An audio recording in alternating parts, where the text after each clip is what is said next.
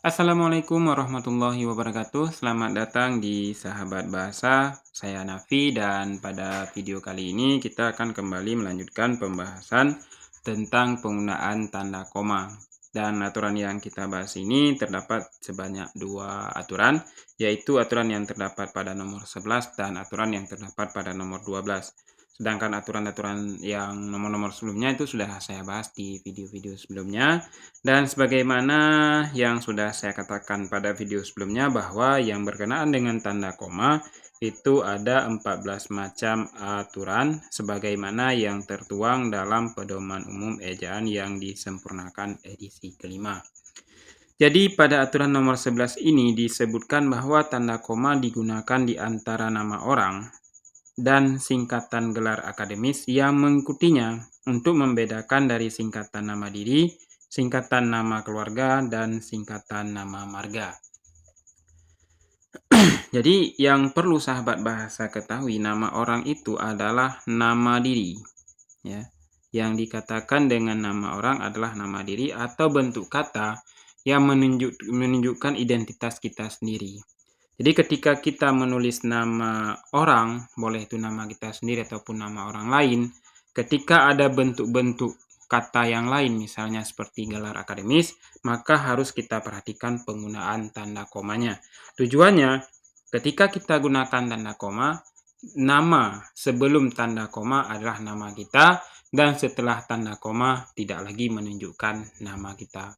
Salah satu yang bukan lagi menunjukkan nama kita adalah gelar akademis ya, adalah singkatan gelar akademis. Contohnya di sini ada Ratulangi, kemudian ada koma, dilanjutkan dengan SE. Jadi Ratulangi ini adalah nama orang ya.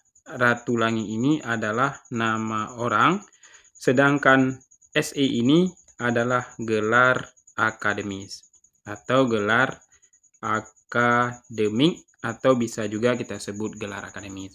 Kemudian contoh yang kedua di sini ada namanya Khadijah. Kemudian digunakan tanda koma, kemudian diikuti lagi dengan MA. MA ini merupakan salah satu bentuk gelar akademis. Kemudian contoh yang kedua ada namanya Bambang Irawan, digunakan lagi tanda koma, diikuti dengan bentuk MHum. MHum ini juga merupakan salah satu bentuk dari gelar akademis. Kemudian contoh yang terakhir di sini ada Siti Fatimah Nasution, digunakan lagi tanda koma setelah kata Nasution. Kemudian dilanjutkan dengan bentuk SPD. SPD ini merupakan salah satu bentuk dari gelar akademis. Jika teman-teman jika sahabat bahasa menggunakan nama orang atau bentuk singkatan sebelum nama yang tidak disingkat. Misalnya di sini ada Ratulangi, sebelum Ratulangi ada bentuk B. B ini bukan singkatan gelar akademis ya. Artinya nama bentuk singkatan sebelum nama yang tidak disingkat itu diakhiri dengan tanda titik. Setelah nama yang tidak disingkat diakhiri dengan tanda koma apabila ada lanjutan bentuk-bentuk yang lain. Kemudian di sini ada yang saya maksudkan gelar akademik. Gelar akademik ini disebut juga gelar akademis, sama ya. Disebut juga gelar akademis, merupakan salah satu gelar yang diperoleh ya. Gelar yang diperoleh dari universitas atau perguruan tinggi setelah seorang mahasiswa menyelesaikan pendidikannya sehingga ia berhak mendapatkan gelar sarjana. Jadi untuk memudahkan pemahaman kita, gelar akademik atau gelar akademis dapat juga kita sebut sebagai bentuk gelar sarjana. Gelar sarjana ini dimulai dari jenjang masing-masing. Misalnya kalau yang tadi ada gelar SPD ya, berarti dia memperoleh gelar sarjana dari jenjang S1. Kemudian ada juga jenjang gelar sarjana dari jenjang S2, kemudian ada juga gelar sarjana dari jenjang S3. Masing-masing jenjang ini berbeda bentuk gelar. Misalnya S1 tadi contohnya SPD, kemudian S2 contohnya MPD atau di sini ada MHum. Kemudian untuk S3 ada gelarnya misalnya doktor ya. Nah, doktor.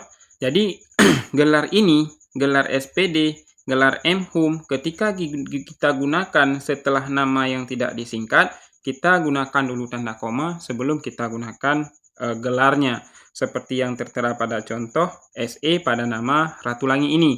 Ratulangi kita gunakan tanda koma, lalu kita gunakan SE. SE ini merupakan gelar akademik. Jadi seperti itu ya sahabat bahasa.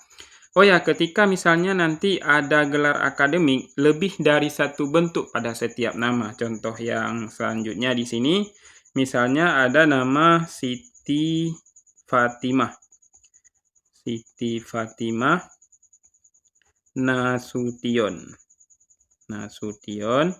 Kita gunakan tanda koma terlebih dahulu, kemudian kita gunakan gelar yang pertama SPD.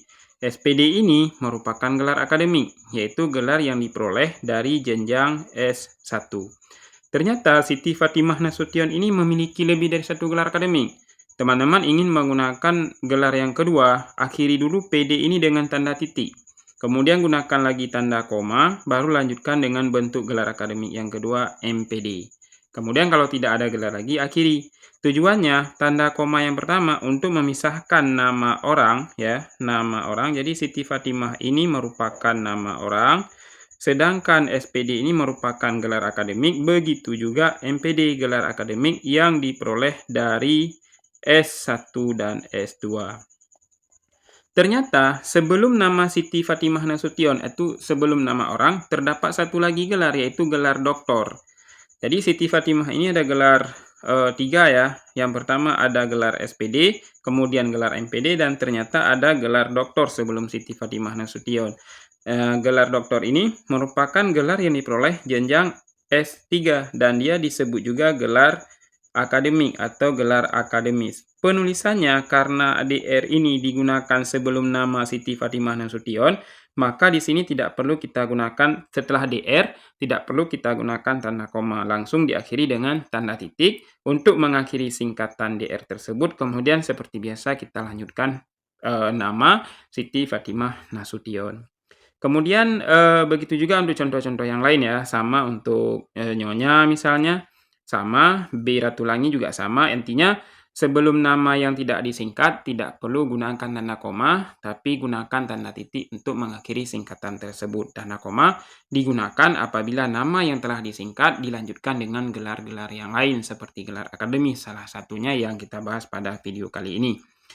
Kemudian selain dari gelar akademis disebutkan bahwa untuk membedakan singkatan nama diri, nama keluarga atau nama marga, ya.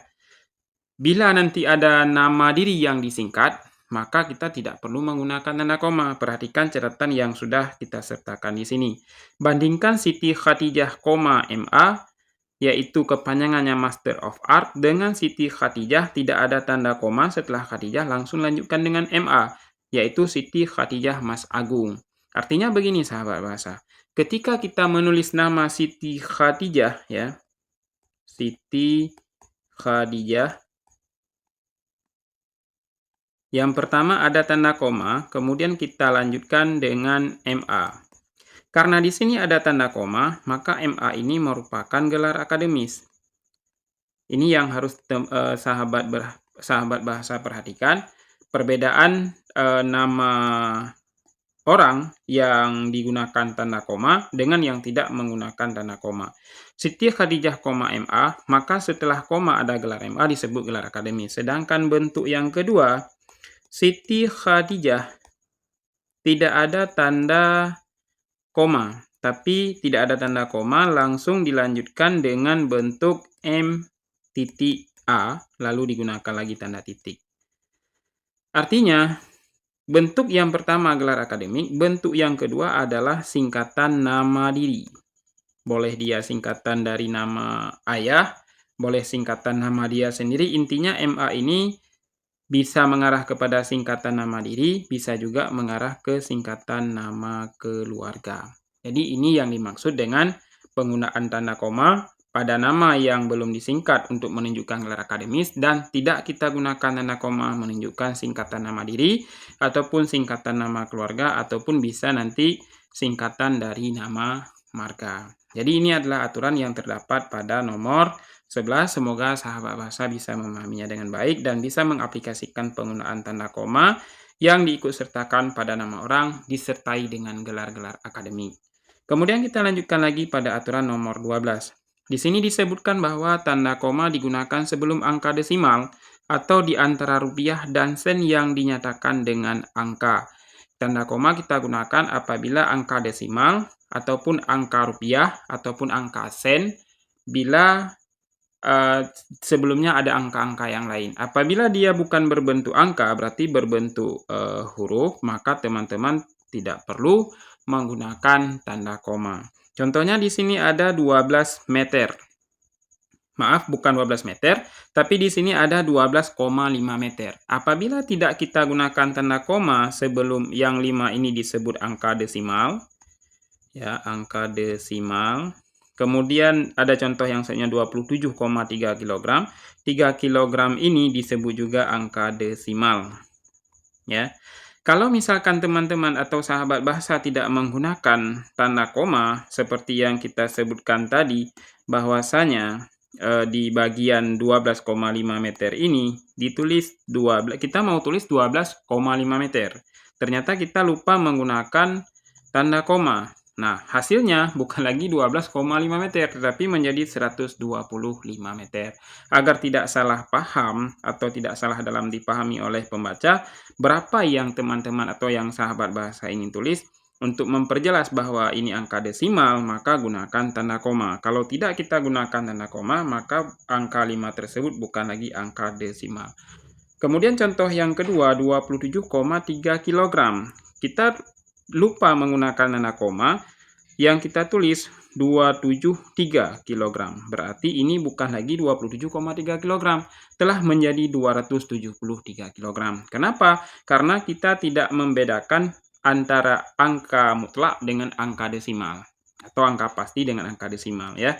Jadi ini contoh yang bagian angka desimal. Selanjutnya yang di bagian rupiah, di sini ada Rp 750 rupiah.